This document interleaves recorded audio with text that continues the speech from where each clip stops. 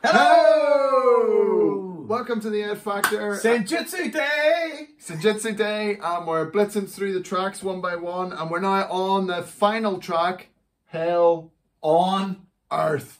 What a track!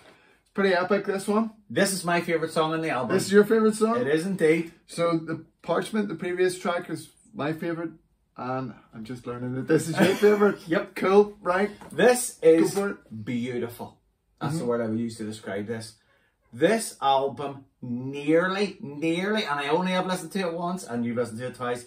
I was awake really early this morning, and I was nearly in tears listening to this song. Listen to this track, I don't know why, but maybe it was just the emotion of getting a new Maiden album after 6 years. But so it sounds like this track did majestic. To you what the Parchment did to me. It's majestic. It is everything I want to hear in the 21st Century Maiden album. Brilliant. It's nothing like it, but it made me feel the same way the first time I heard The Thin Line Between Love and Hate. Love and Hate. Yeah. Okay. Which is cracking. To know is a track that you really, really love. I love it. I'm not going to swear, but I absolutely love it. Okay, so I'm just going back here. The lines in this beg to be sang back at the band, chorus style by the crowd, I think. This is a real sing-along moment. The tempo is great. There's gallops, great chorus. There's gallops abound. Yes. Shifts into the solos. Yes. And what solos, folks? This hit me like a truck. This song. You really dig this song. One. It was great. Yeah. Adrian Smith's solo on it is fab. It's blinding. It's blinding. It's like unreal. Yeah. I agree with that. This guy is playing like somebody a third of his age. I know. He's really on top of his game, isn't he? Like this. When you look at the album as a whole and you look at these tracks, I think there's so much more togetherness in the writing of them. Even though it's a Harris track, I do think they did say, didn't it, that they wrote these together in parts. I think they did. I'm pretty sure they did. I'm not sure about that. I know now that the guitar solos, if it's a Harris composition, the only thing he hasn't done is the guitar solo. You know, so whoever takes the solo. No, but I know.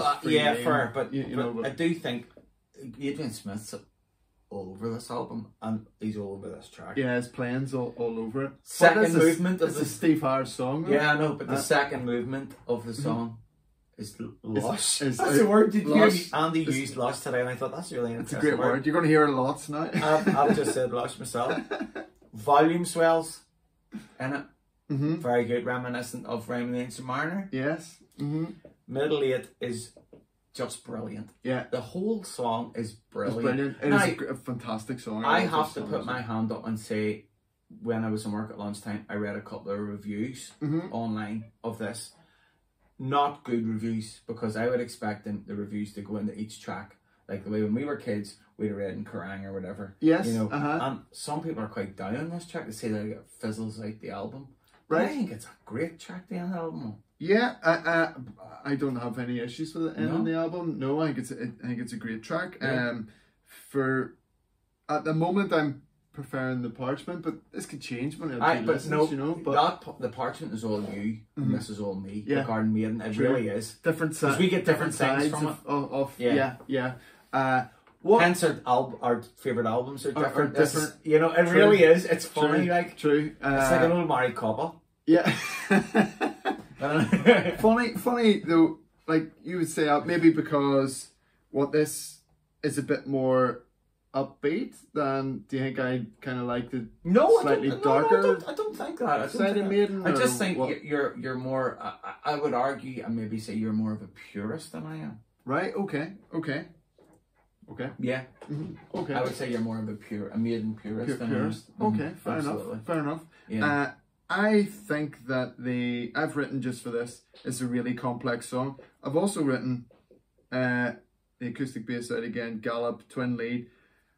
But the thing that came across to me is the lyrics. They're really dark. Aye. It's like Steve Harris is a really tortured soul or something. There's a lot of anguish in there.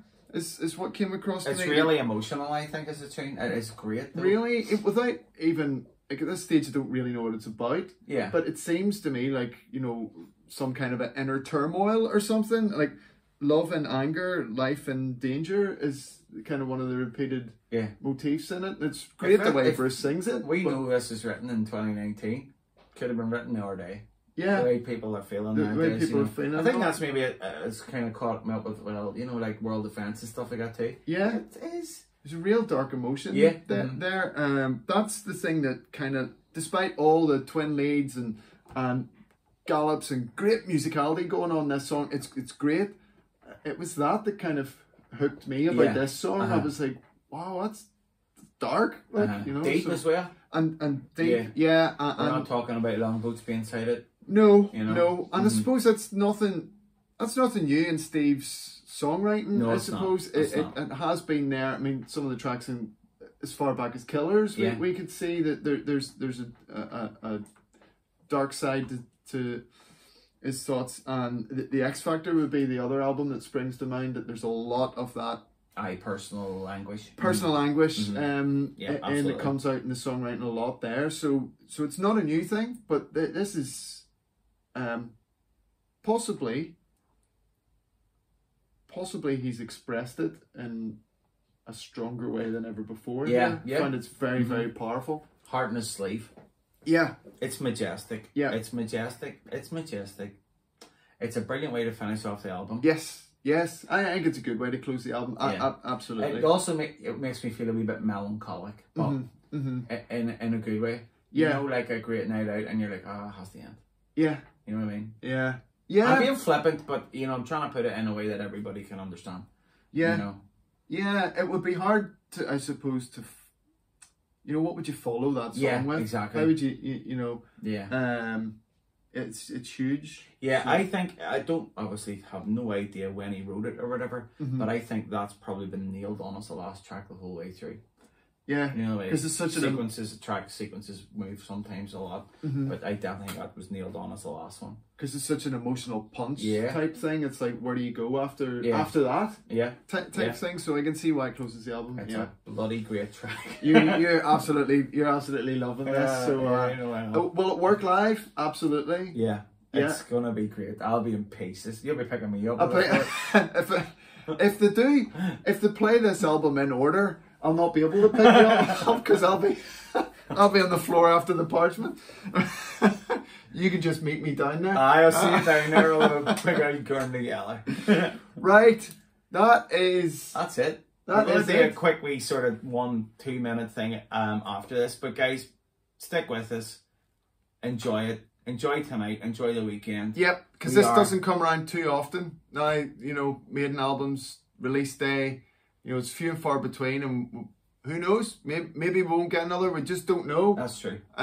So enjoy it and enjoy the album and play it loads. Like, subscribe, and let us know what you think. Absolutely. Stay tuned to the channel. We're going to do, as Chris says, a little summary of our first impressions. And if you stuck with us this long, this is guerrilla filmmaking. We've done our best. You hear dogs. All good. Speak soon. Up your arms. Hey!